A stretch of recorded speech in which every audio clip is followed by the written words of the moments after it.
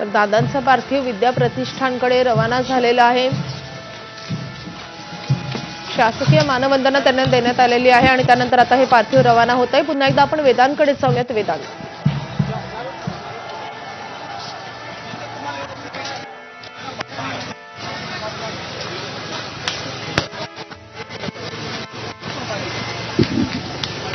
सुप्रिया सुळे, आपण या दृश्यांमध्ये बघितलं ज्या अँब्युलन्समध्ये काठेवाडीच्या या त्यांच्या निवासस्थानी हे अजितदादांचं पार्थिव आलं होतं, ते पार्थिव आता इथे अंत्यदर्शनासाठी साधारणपणे 1 दीड तास त्यानंतर आता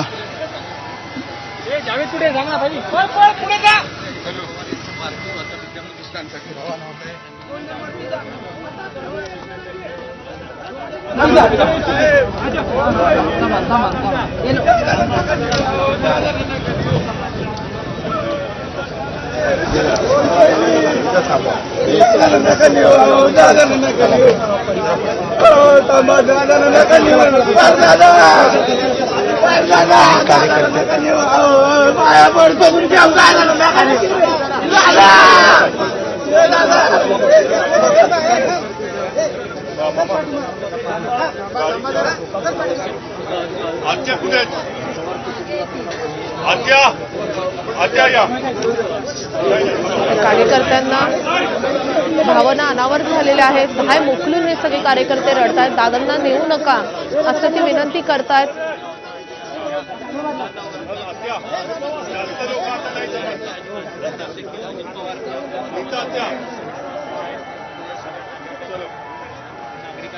अनेक वर्षांपासून अजित पवारांचा संबंध जे आहे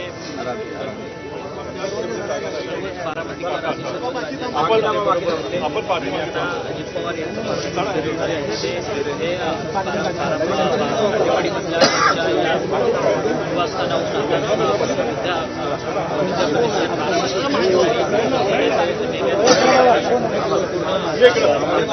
पार्थ पवार, जय पवार, त्यासोबतच अजित पवारांच्या बहिणी या आता शववाहिनीमध्ये दाखल झालेल्या आहेत।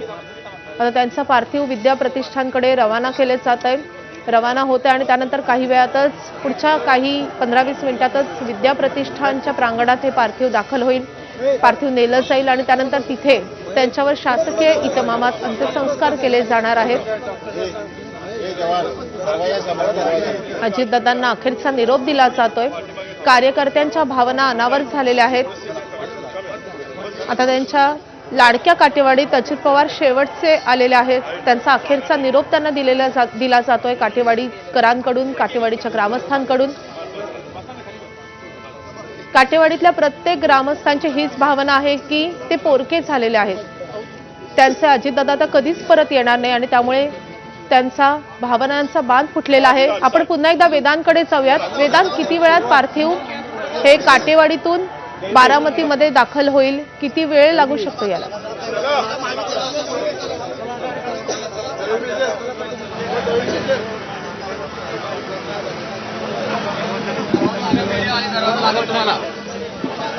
साधारणपणे एक अर्ध्या तासामध्ये आपण बघितलं तर बारामतीमध्ये हे पार्थिव तिथे पोहोचेल आणि आपण बघतोय संपूर्ण पवार कुटुंबीय हे आपल्या इथे पाहायला मिळतात। पार्थ पवार आहे, जय पवार आहे, पवार आहे, पवार बघतोय, शोकाकुल सगळं वातावरण आहे।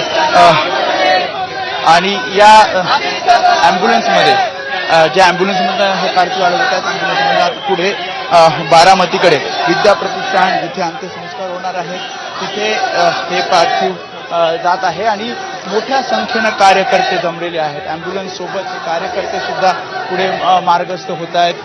मोठी गर्दी आपण बघितली मागील 1 दीड तासापासून आणि या सगळ्या अंत्ययात्रेमध्ये सुद्धा हजारोच्या लाखोच्या संख्येनं राष्ट्रवादी काँग्रेसचे कार्यकर्ते असतील, नेते असतील आणि पुन्हा एकदा आपण बघतो अनेक जण या अँब्युलन्स सोबत पुढे मार्गस्थ होत आहेत।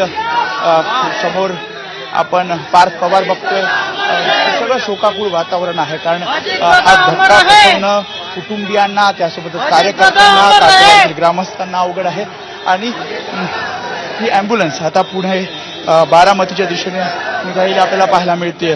लोक, त्यांच्या चाहते, त्यांचे कार्यकर्ते त्यांच्यावर प्रेम करणारा कार्यकर्ता हा जिंदगी मध्ये आमच्या